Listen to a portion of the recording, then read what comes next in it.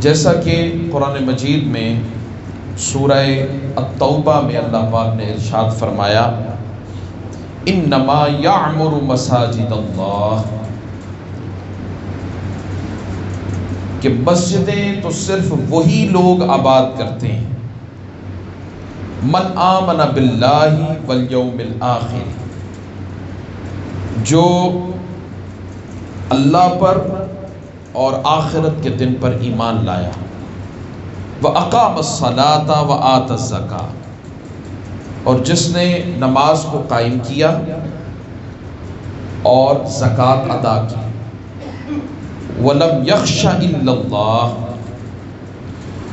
اللہ کے سوا اور کسی سے نہ ڈرا، فَعَسَىٰ أُولَٰئِكَ أَن يَكُونُوا مِنَ الْمُهْتَدِينَ، سو امید کی جاتی ہے کہ یہ ایسے لوگ ہیں کہ جو ہدایت پانے والے ہیں، یہی لوگ ہدایت پانے والوں میں سے ہو جائیں گے۔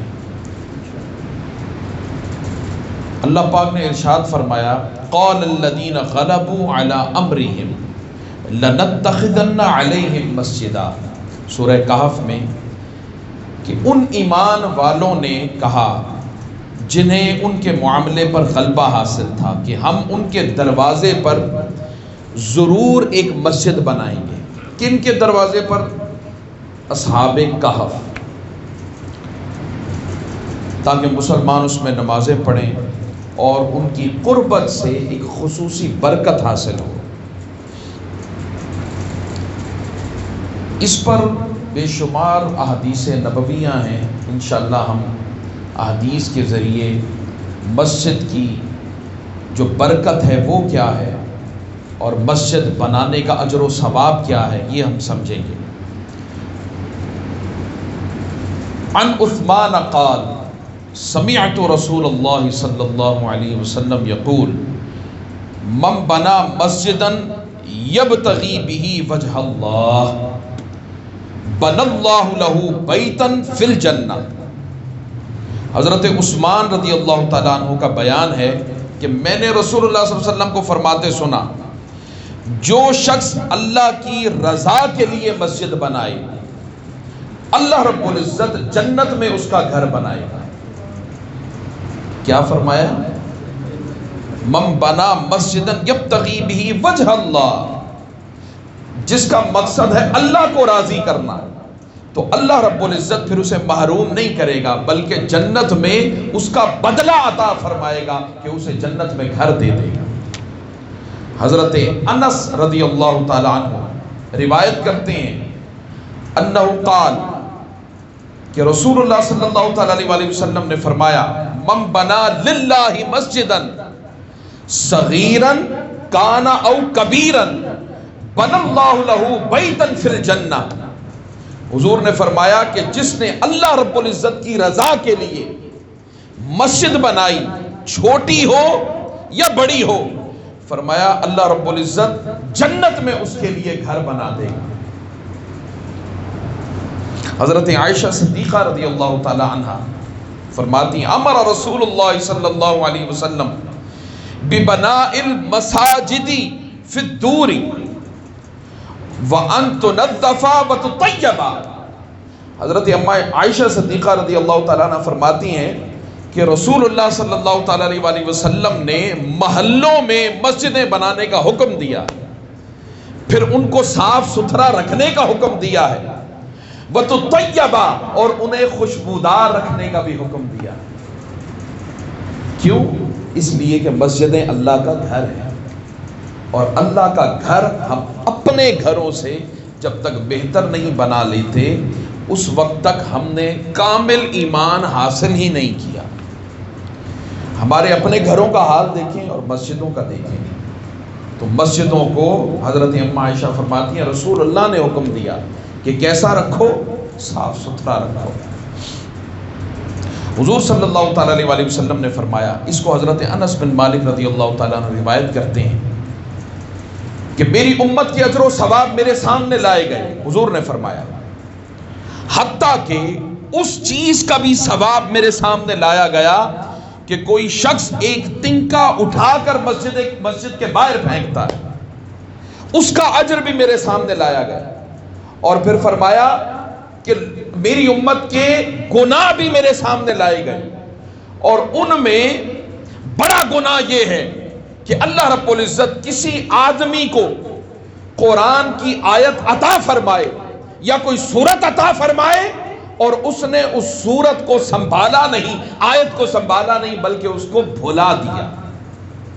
فرمایا میری امت کے یہ گناہ میرے سامنے، ان گناہوں میں سے ایک بڑا گناہ یہ ہے کہ سورت ہو یا آیت ہو اور پھر اسے بھلا دیا جائے۔ اور بلانے کا ایک مطلب تو یہ ہے کہ اس حفظ کیا، یاد کیا اور بلا دیا، اور ایک معنی یہ ہے کہ اس کے حکم کو بلا دیا، کہ پتہ ہے یہ اللہ کا حکم ہے، اس کو وہ حکم ملا، یعنی وہ علم اس تک پہنچا، مگر علم رکھنے کے باوجود اس نے اس پر عمل نہ کیا، تو وہ بندہ پھر کیا ہوگا؟ گناہگار ہوگا، حضور نے فرمایا۔ اور پھر حضور صلی اللہ تعالیٰ علیہ، اس کو حضرت ابو سعید رضی اللہ تعالیٰ عنہ وہ بیان کرتے ہیں کہ ایک مرتبہ ایک سیاہ رنگ کی خاتون تھی، اور وہ مسجد نبوی میں مسجد میں جھاڑو دیا کرتی تھی، مسجد کو صاف رکھتی تھی۔